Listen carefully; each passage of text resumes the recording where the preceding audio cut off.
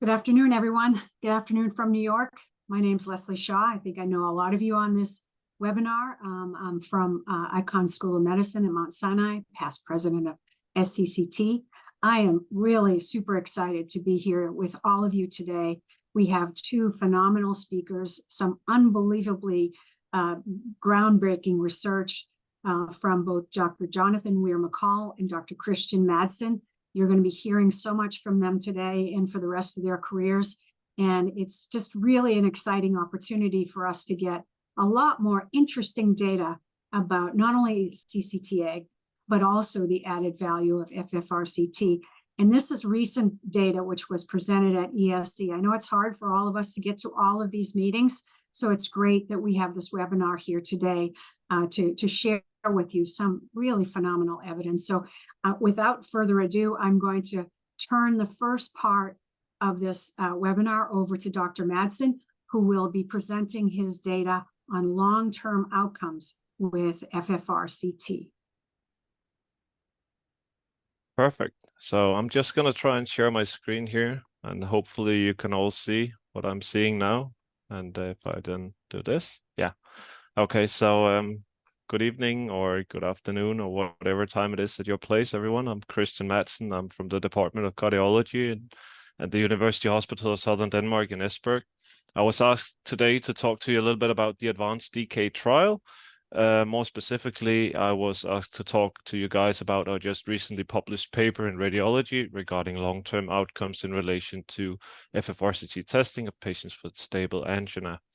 Of course, before we get ahead of ourselves, these are my disclosures. In short, I have none, so let's move on. I would like to start by characterizing the advanced DK cohort so you all know where it originates from. And if you look at the flowchart to the left, you can see that the advanced DK cohort are the Danish patients from the advanced registry. The advanced registry was a multinational registry of 5,000 patients. In Denmark, we recruited 927 patients. 27 of these patients did not have an evaluable FFRct analysis, and thus we ended up with a very nice round number of 900 patients. These patients were included from Aarhus, Esbjerg, and Odense.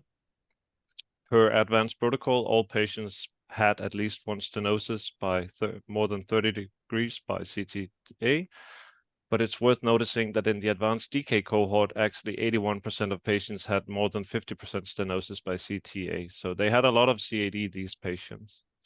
I'd also like to just explain to you how the advanced DK cohort differs from the advanced cohort, because this is quite important in terms of we extended the follow-up to 3 years compared to the 1-year follow-up from the original advanced registry. We had calcium scoring available in all patients.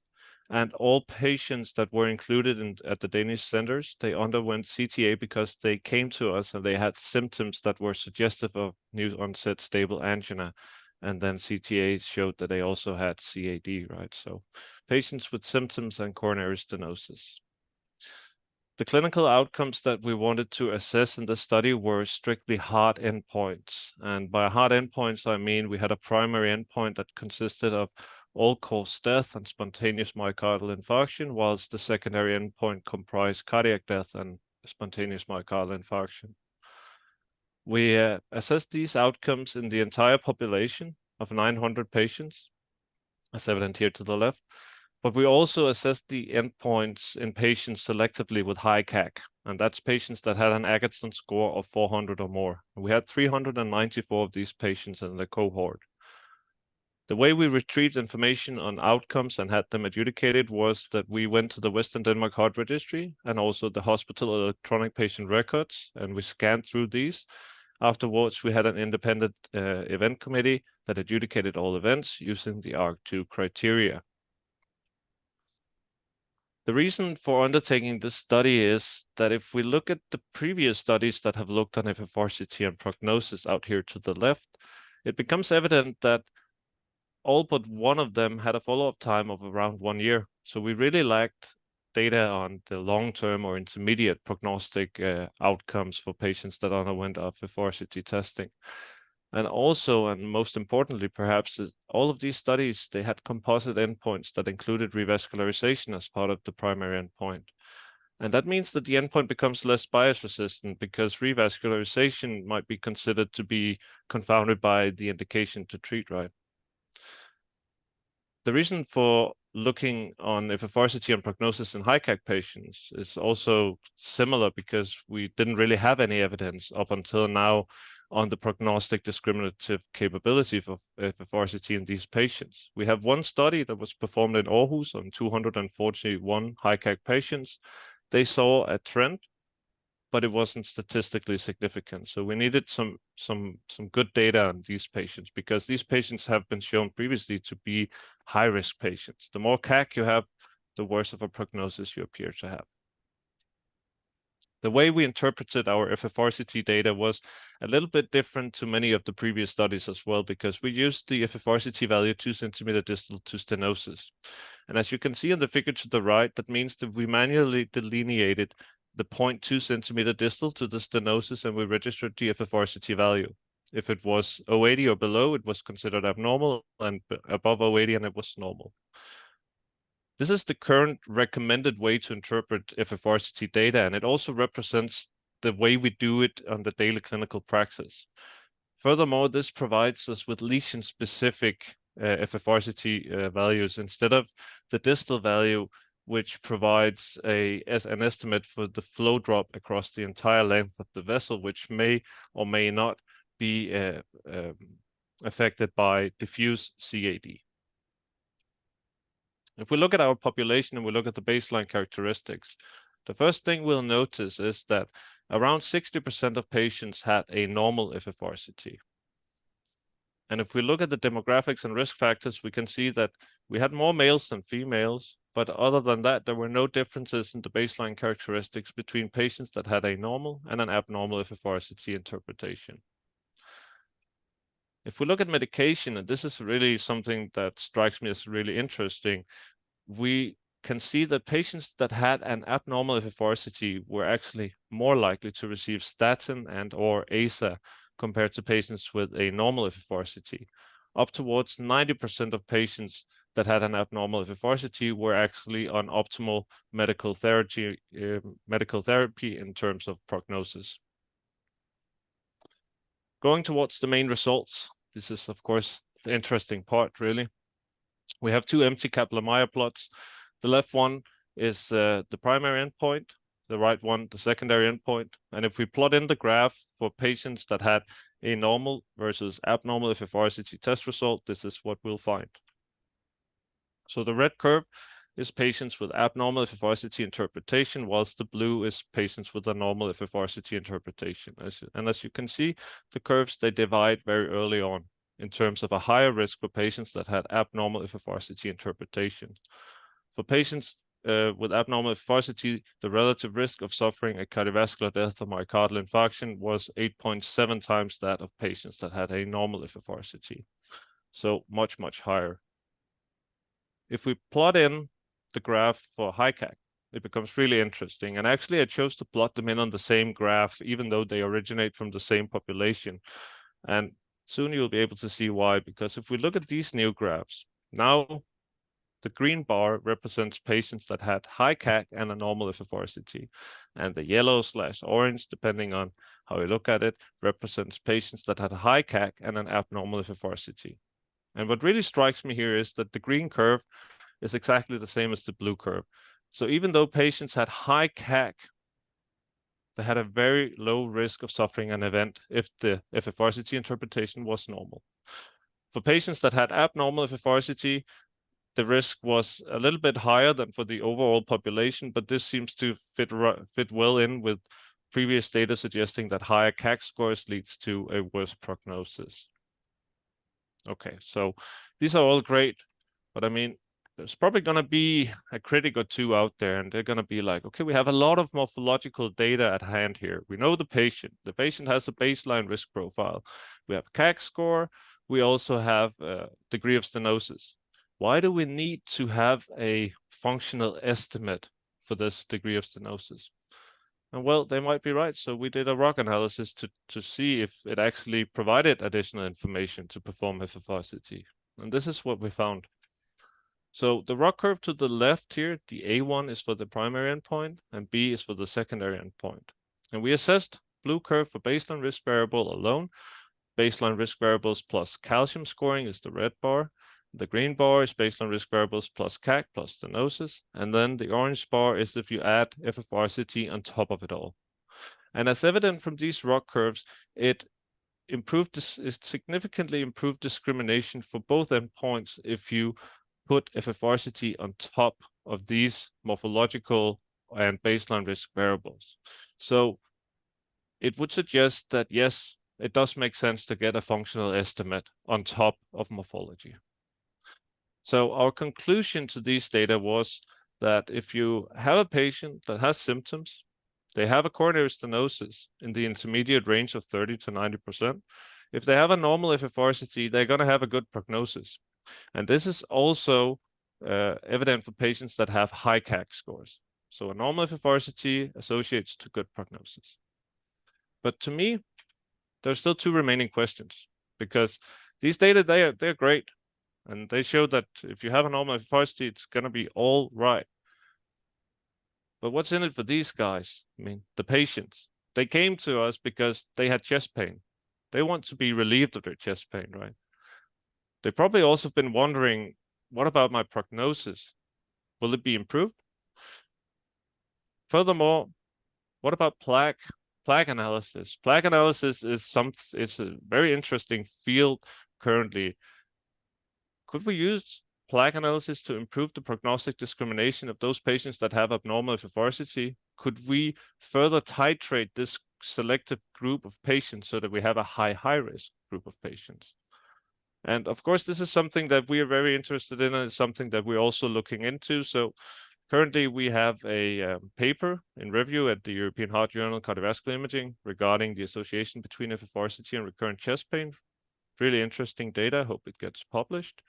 And in terms of prognosis, well, if you are going to attend TCT 2023 this year, we're going to have a late-breaking presentation on how completeness of revascularization by FFRct can help to improve prognosis, and also an oral presentation on how prognosis in relation to FFRct and plaque analysis, how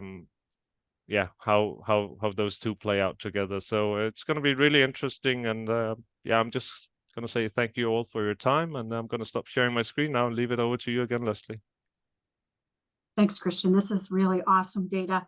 And now we see we're going to be hearing from you for a few years, which is totally amazing. So first time in a long time looking at long-term outcomes with FFRct. And I wonder if you could explain, people say, oh, it was prognostic in the overall advance, now it's prognostically important now. What difference does it make if it's at 1 year versus 3 years? I think that's really important for a take-home message from your research. Yeah, well, I mean, it's sort of like serves to solidify the safety of using FFRct, right? Because sometimes you can get an association that lasts until 1 year and then the curves will start to diverge and they will cross. That's not what we're seeing here. So that's really important, of course. And secondly, it's also very important to mention that this study used the 2 centimeter FFRct value, which is known to reclassify a lot of patients that have positive distal FFRct values, which was used in the original advanced study. And our data would suggest that this reclassification is safe in terms of prognosis. So that's basically the most important part of this, I think. And I think as well, you use spontaneous MI, which I think is a really important endpoint. So often you use any MI. It could be a procedural MI, right? It could be a type 2 myocardial infarction, more a mismatch in supply and demand. Somebody could be anemic. It could be a lot of reasons that you have a lot of noise in there. But I love the fact that you all took the time and use spontaneous MI, which I really think that's what you want, right? If you're a patient, your little stick figures, you want to know, am I going to have a heart attack? And so I wonder what went through your mind for the spontaneous MI. Why did you think through that? Did you think that you were going to have more precise results? Well, to us, it was, like you said, we didn't really care so much about our own results as we cared for the patients, because like you said, if you choose to include type 2 MIs or procedural MIs, then your endpoint becomes confounded severely by comorbidities and the intention to treat principle, etc. And that's not really what's going to be interesting for the patient. The patient wants to know, like you said, am I going to have a real heart attack? Am I going to have a plaque rupture that could be fatal? So yeah, that's really why we chose this endpoint, and then we just took a look at it, and actually our minds we were blown away by the data when we first saw it. It's a huge addition to the literature. So we have a question about the warranty period of a normal FFRct in patients with a positive coronary calcium score, or in your case, a threshold of 400 or higher. And I think you kind of just answered that for us, but is there anything else you might add about the CAC score, the positive CAC score? It's fascinating results. Yeah, it's extremely fascinating, and what's even more fascinating, if you look at the paper, we also looked into prognosis in a subgroup of patients with what we would call extremely high calcium scores, which is 1,000 or more, and we found the exact same trend. However, we did not reach statistical significance, primarily because I think because we didn't have enough patients with so much calcium. So in our data, there seems to be no limit to the CAC score as long as the image quality is sufficient for FFRct analysis to be performed. That's fantastic. You look at some of the ROC curve results, and we have another question about the combination of a stenosis plus coronary calcium. And this is kind of a little bit of a statistical question, and I'm not sure how well it will go over. But I think somebody is, how can you have some of the ROC curve areas were low for stenosis and plus calcium, and you do see that quite often in prognostic results. I don't know if you want to add to that any more than that, or. Well, to be honest, I'm not going to be able to give you a precise answer to that. We use the Harrell's C for calculating these the differences between the ROC curves and etc. And it's a long book. It was suggested to us by the statistical professor, which has served as a statistical consultant for this work. So if he were here, I'm quite sure he would give you a very satisfying answer.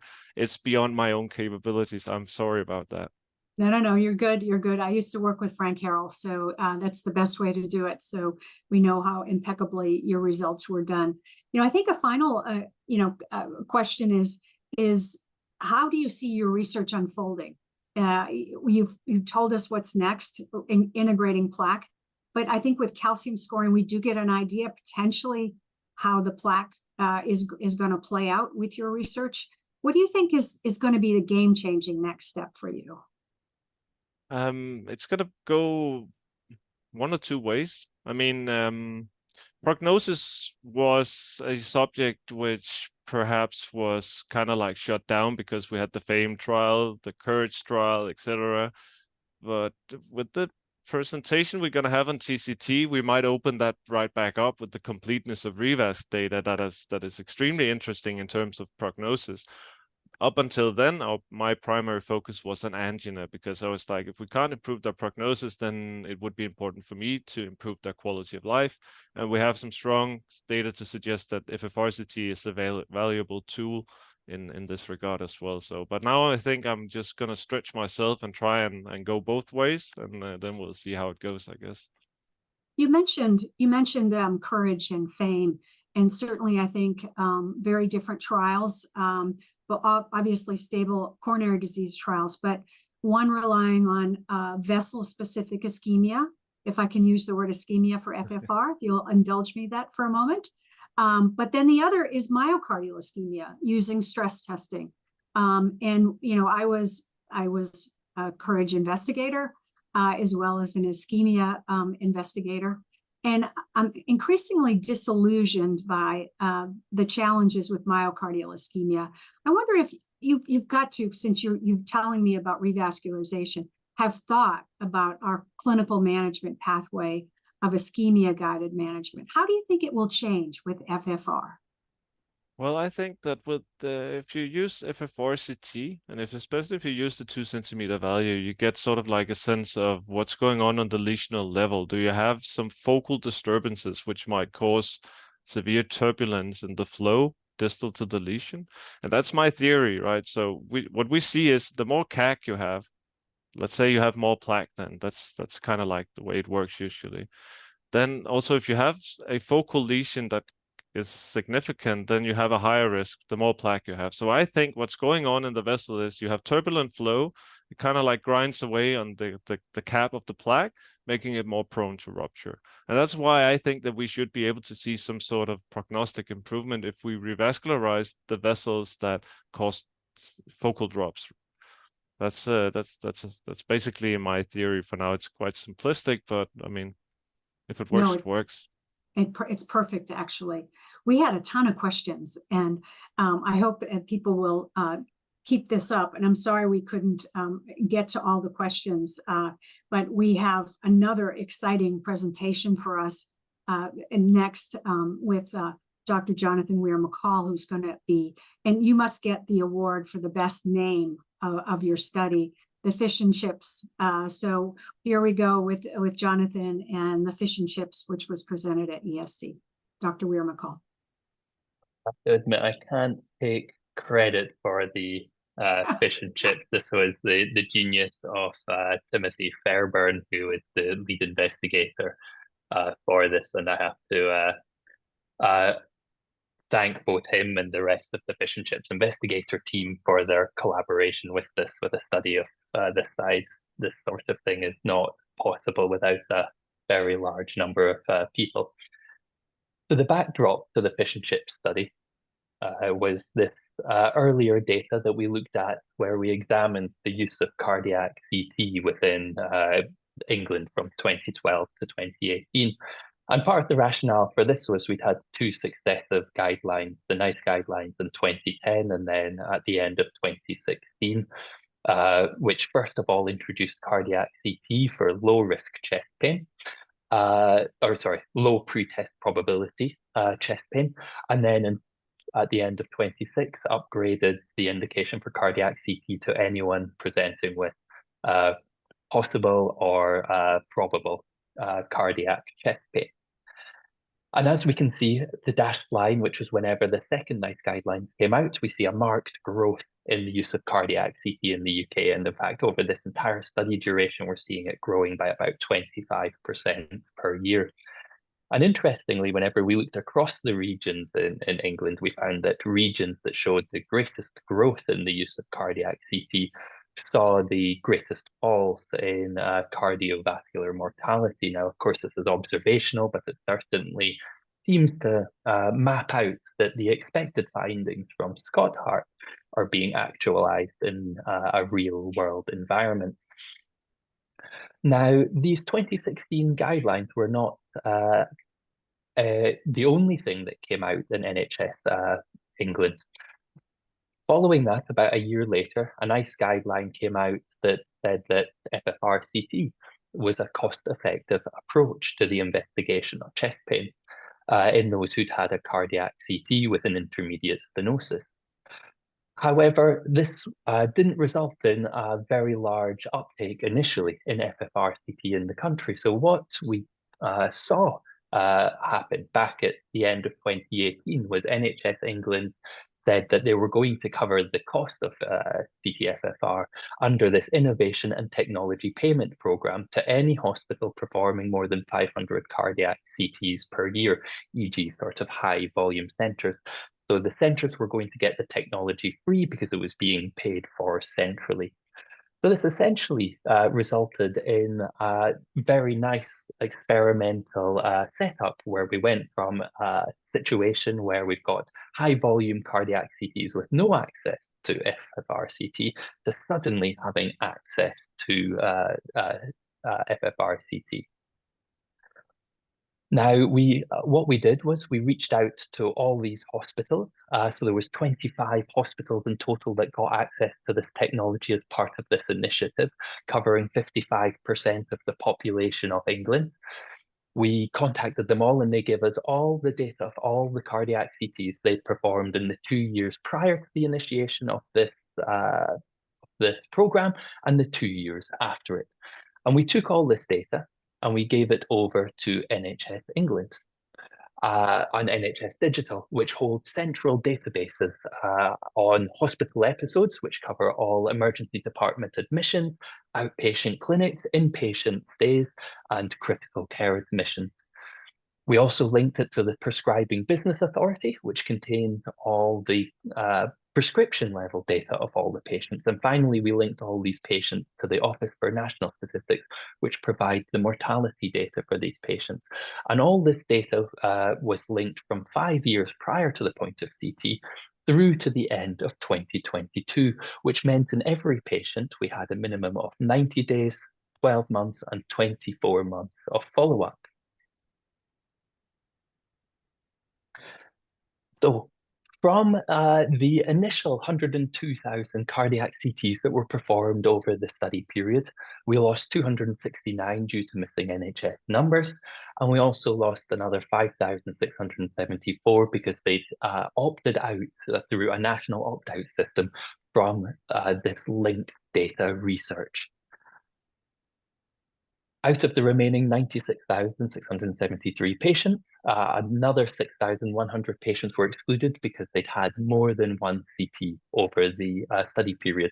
Only the initial CT was used and kept within the study if more than one CT was present.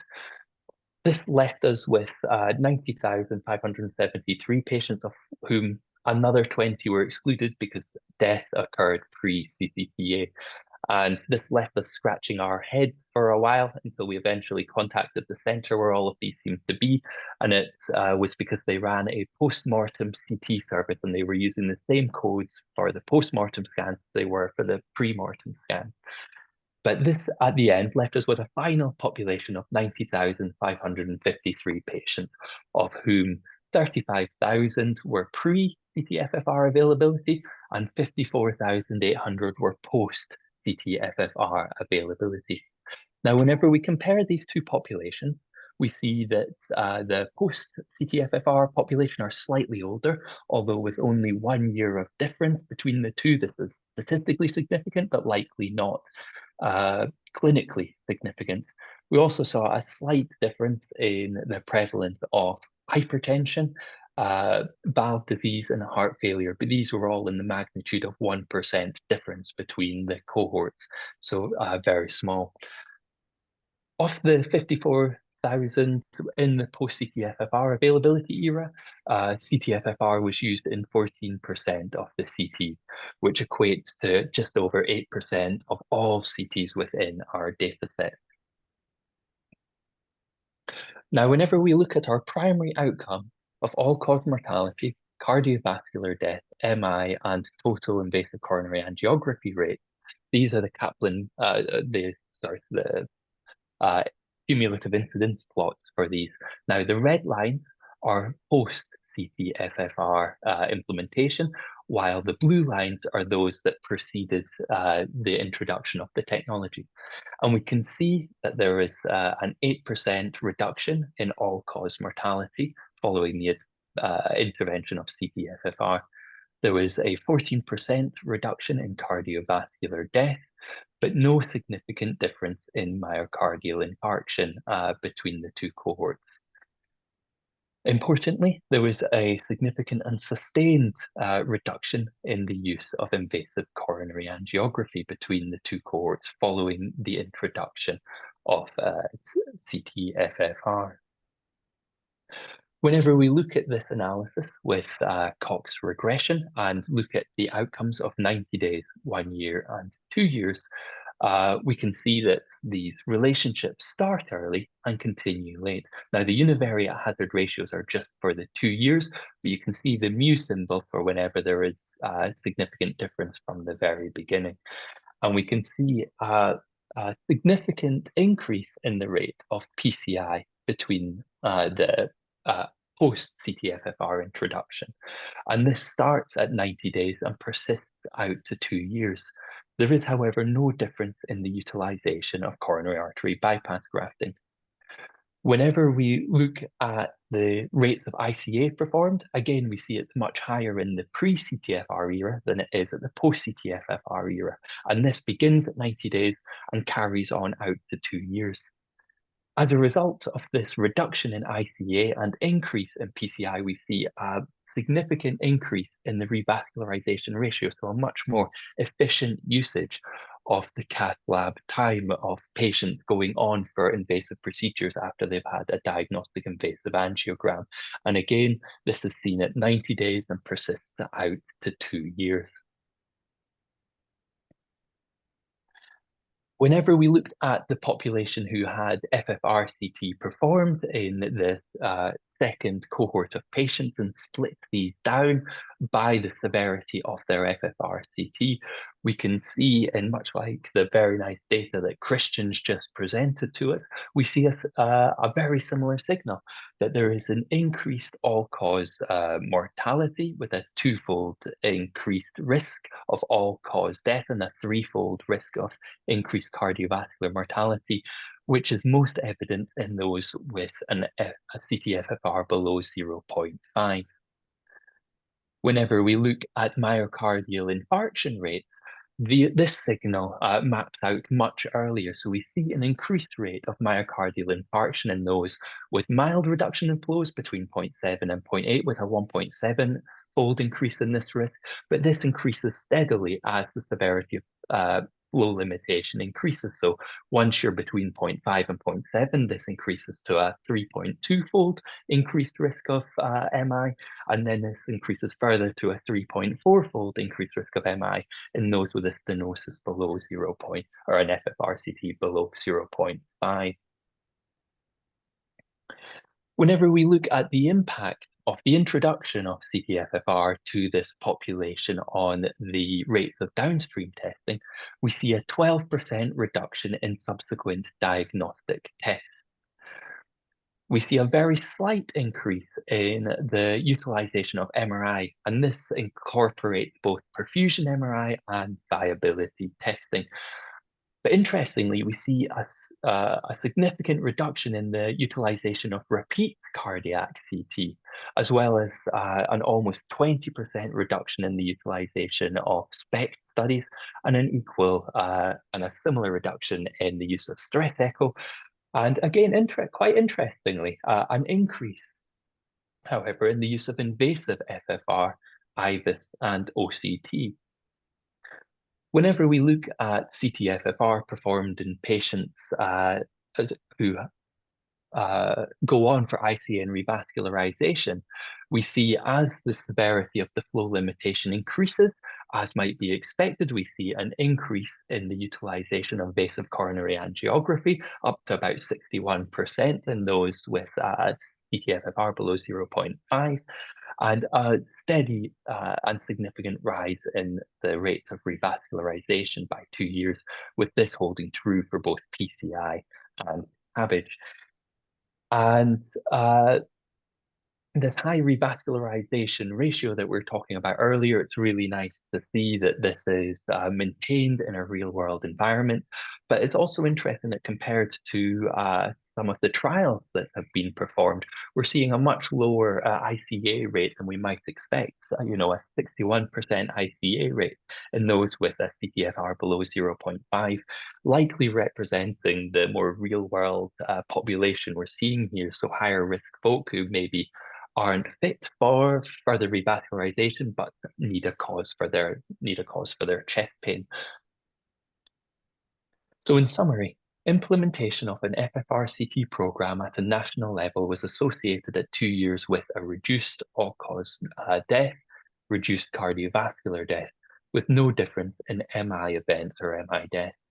There was a reduced downstream cardiovascular tests, including ICA, with an increased revascularization, which was driven by PCI, and an improved revascularization ratio. There are several ongoing questions that need to be looked into now.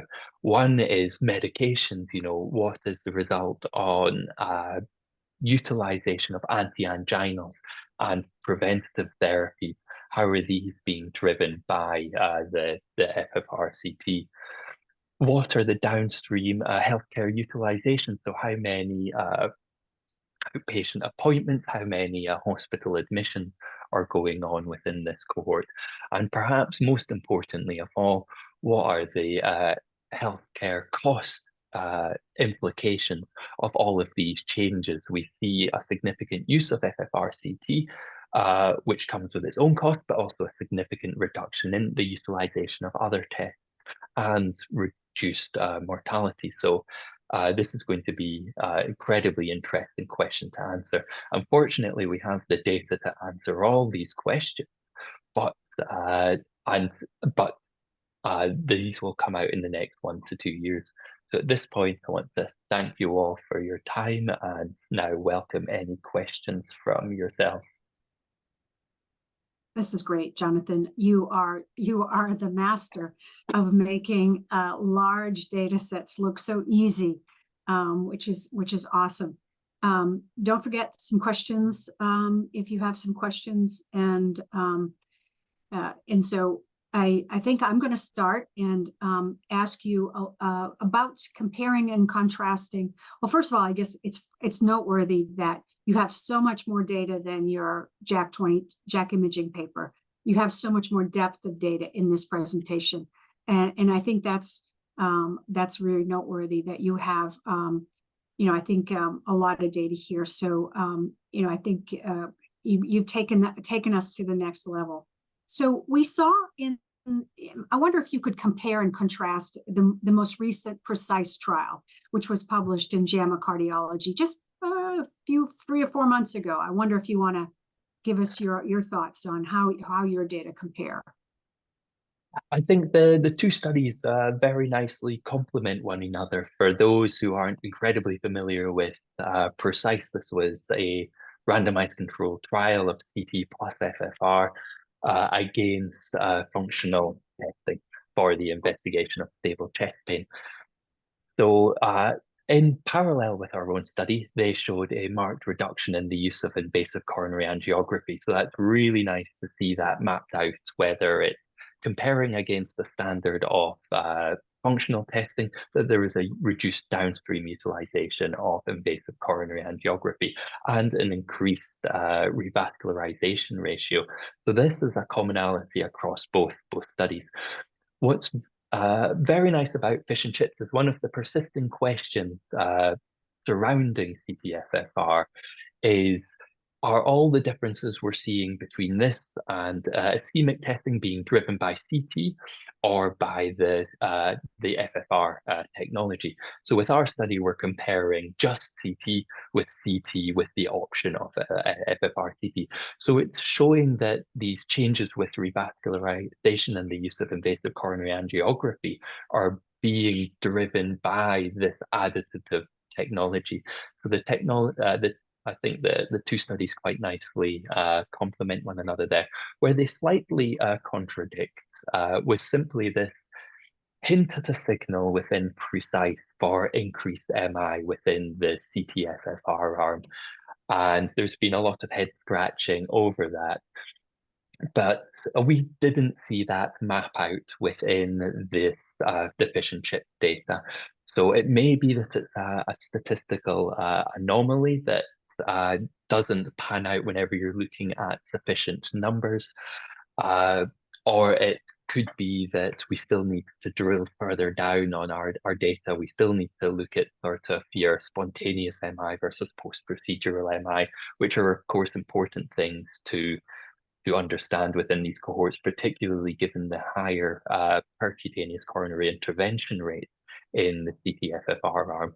We definitely want to understand if that's driving some of this reduction in event, or whether in fact it's intensification of medical therapy that's driving it. And I believe, and Kristian, you can pipe up here if I'm misquoting your paper, but you did see a higher utilization of anticoagulants or antiplatelet agents in the those with a positive CT FFR.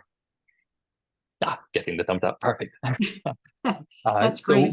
we're going to be really excited to look at seeing whether that pans out in our own data as well, and then trying to untangle, is it medical therapy that's being driven and instigated by this red flag signal of FFR that's pushing people to realize that this is true secondary prevention and that it's worth upscaling the medical therapy?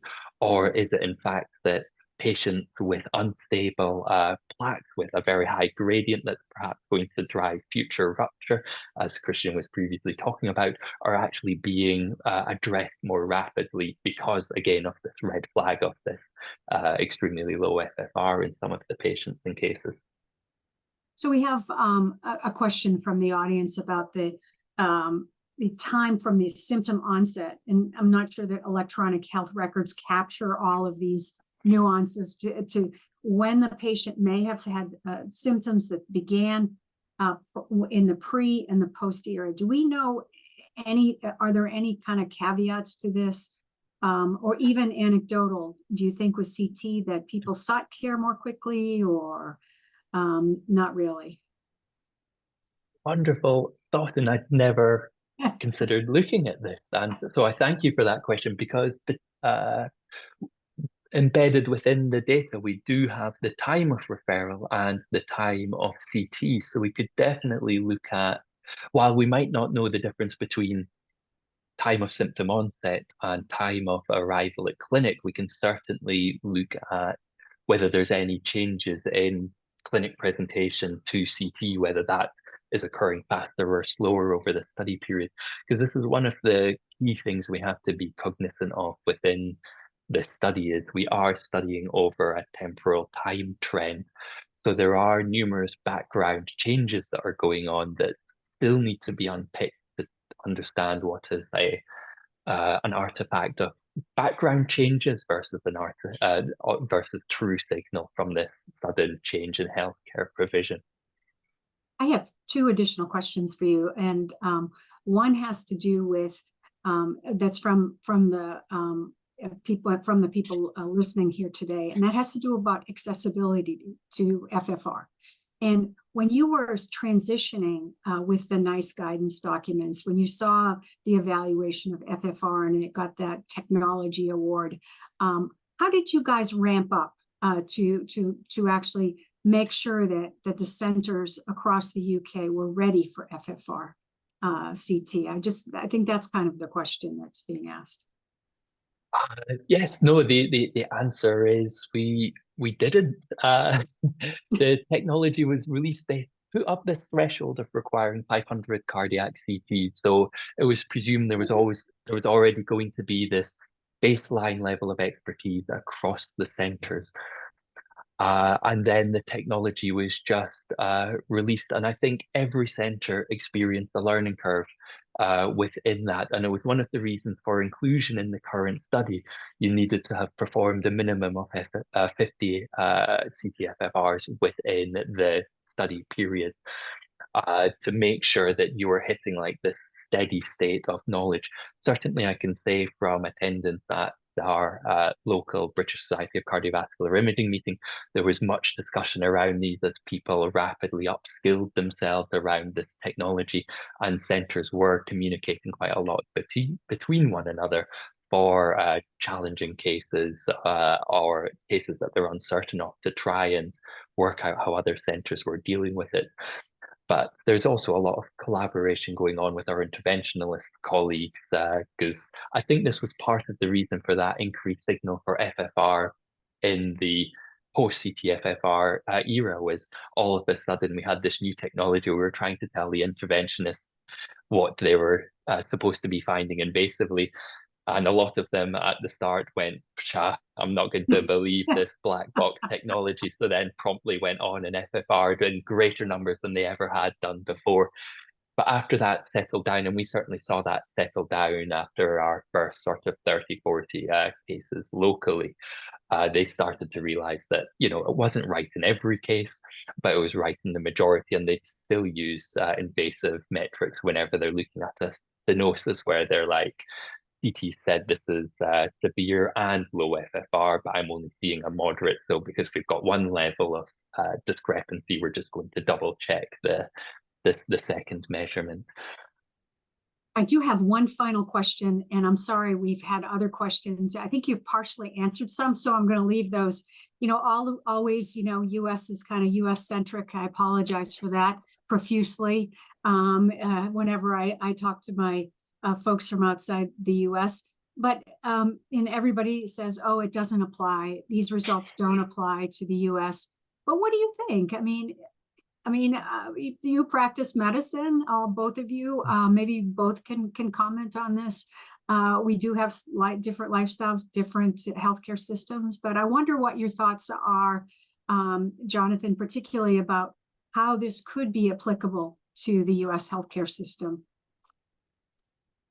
It's a fascinating question because, as you say, there is so many differences between the two, but there is something about the scale of many of the US healthcare systems. You certainly have insurance agents that hold and cover as many hospitals as we've covered in our entire study.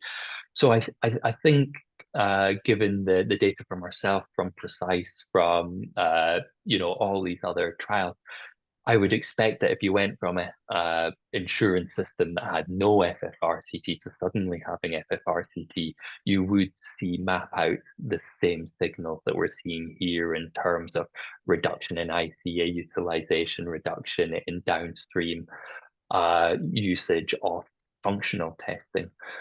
Now, it might not be to the same magnitude as we see in the UK, because I know there is a bit more of a conservative practice in the States, because it's a slightly more litigious system. But I think even in that environment, you will still map out these changes because of the phenomenal data that Kristian's showing. Your 3-year event rate with a negative FFRct is incredible, irrespective of your plaque burden. So I would very much hope that kind of evidence would encourage the exact same behaviors in any other healthcare system that we've seen within the UK. I agree with you. I think, there's so many conglomerates of healthcare systems that there's a lot of applicability. Kristian, last word for you, my friend. Yes. What's exciting and what are you going to show us in some of your next research and anything else you might want to add to our discussion? Well, like I said, my next research is going to be about the recurrent angina issue. How can we improve the medical management of patients that have stable angina to improve the quality of life?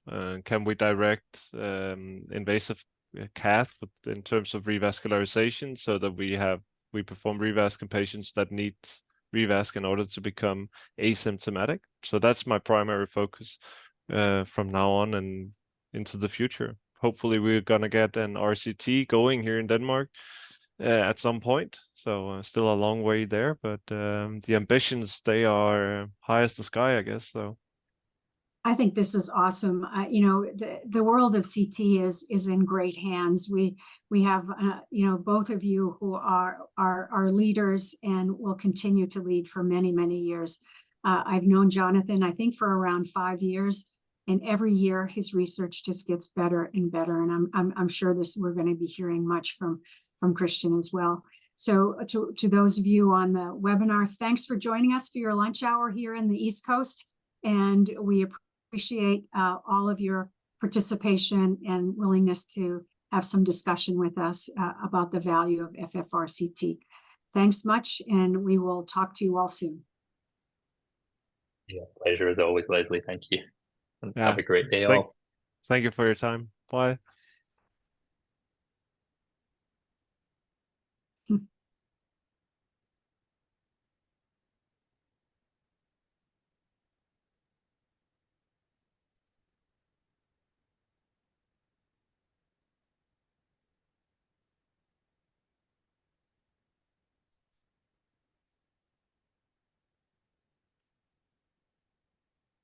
Are we still in there?